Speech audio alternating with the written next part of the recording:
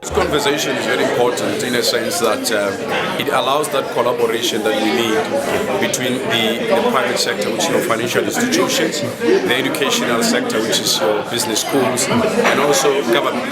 The reason we need to do that is because the problem we face of emission, the problem we face of climate change is complex. And it cannot be done by just a single party to this thing. So the financial institutions are important, as we discussed today, to assist with funding research into this particular space to make sure that we can create viable products, we can have data, and we are then able to then make that impact into climate change.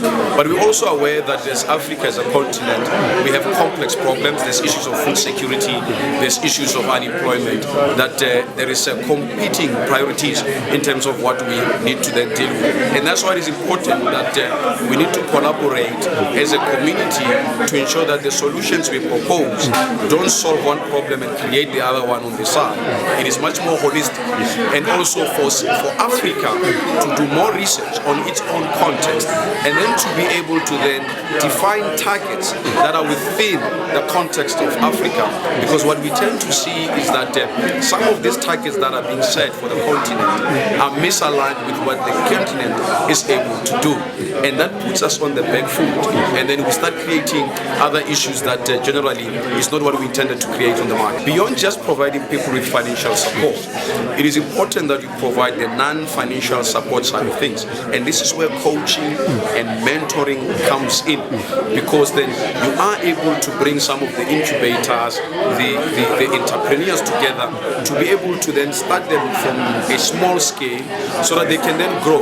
But we know very well that coaching and mentoring is a big part of making business grow and grow sustainably. Otherwise, we'll keep on doing the same thing and not achieving the results that we want. So what we want as GIBS is that a much more collaboration around research on climate change.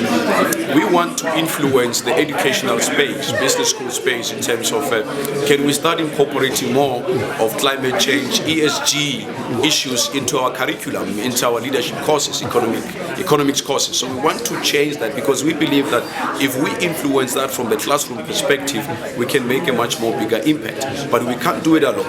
We need to collaborate with the government, we need to collaborate with the private sector. As an ecosystem, we stand a better chance of achieving a better climate change response. What we were really trying to do was just bring out some of that complexity, some of those nuances, bring a couple of viewpoints together to highlight the scale of the challenge.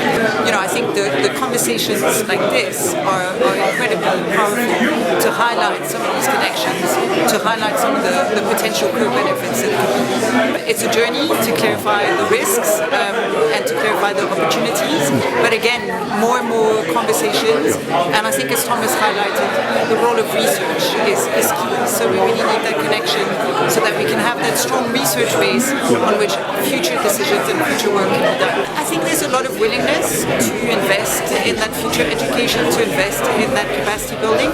I think it's just linking that much better to the profit piece. And that's what's happening now, but it's just taking a long time.